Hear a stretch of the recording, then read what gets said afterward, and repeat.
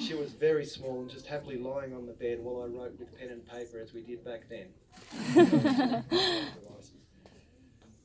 As Bianca had 4 older siblings, she began to speak and express herself from a very early age, and she was incredibly precocious and would often stun many older folks with her vocabulary and use of the English language. You won't remember that anyway, but people would be amazed.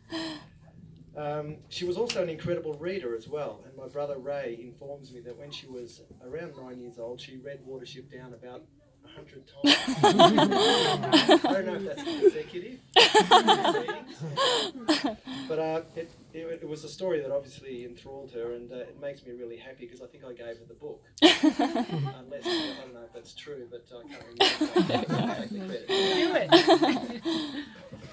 She also enjoyed watching movies, Bianca, and in similar obsessive fashion, apparently she watched Gone with the Wind 200 times. Probably between readings of the book, maybe. Anyway, today I think she speaks both English and Italian beautifully, and I'm just very proud of her. As the youngest, she was also somewhat indulged by the whole family. Mary and I used to enjoy taking her on holidays and trips with us like she was our own daughter.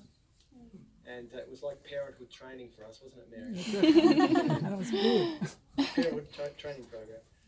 In particular, though, I remember Bianca being with my father on his large double block of land where he had a goat, dogs, cats, ducks, chickens, and many other animals, as well as a large garden with many fruit trees and vegetables. Bianca would happily follow him around all day, and he loved it. Dad always made sure that she had contact with lots of pets as well. And I'm told that one of Bianca's pet rabbits, Melissa, loved her attention so much that she would go into a trance while with the rest in her lap. She did get this attention. Bianca also had a very close relationship with our mother, Rita, who I think always saw her as her little baby daughter. They travelled together in Italy later in Mum's life, which was quite special because it was Mum's only trip home, wasn't it? Yeah. I think Bianca had a very natural childhood and that she learnt a great deal from Mum and Dad despite the, at times, slightly excessive supply of chocolate. At Easter time she seemed to have mountains of it. It was incredible. I think the supplies lasted her for months afterwards. But today she's a model of self-discipline and moderation. Probably an example that I could take note of myself. And she's managed to find a path in life that she enjoys and is passionate about. She's a very highly trained and disciplined yoga teacher, and she's travelled a great deal for work and for pleasure. And it's through these travels that she had the good fortune to meet Dean a couple of years ago. My family and I had the pleasure to meet Dean in Australia in early 2018 at a difficult time for Bianca. And I have to say that he impressed us immediately as being a very unique and caring man.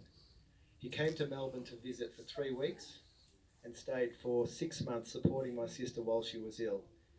He has one of the greatest jobs in the world here, and he took leave and managed to find some work in Melbourne, didn't you? Yeah, he found work in Melbourne, in a strange city, and just stayed for 6 months. But the care that he showed for Bianca indicated that he was a man of significant character and an exceptional person. It meant a great deal to us. It meant a great deal to us, Dean, to see the way you supported Bianca through her illness. And on the days that she received her treatment and was unwell, he abstained from eating food. And that's quite amazing. And she's lucky to have met such an incredible man, such a lovely man. But I might also have to add that he's also very lucky to have such an intelligent and beautiful bride. Yeah? Yes. I would like to acknowledge my brothers Mars and Ray, who couldn't be here today, as well as my daughter Stephanie. I'd like to convey their regards and best wishes to you. It's been a great pleasure for me and Mary and my son to meet Ruth and Paul and some of the siblings and extended family. Thanks for your generosity and the welcome you've shown us. Thanks for everyone for being here to participate in this ceremony and experience. I know there's quite a few that have travelled a long way to be here today. If our parents Rita and Giovanni were here, I'm sure that they would be exceptionally happy to welcome Dean into the family. Congratulations to you both and best wishes for your future together.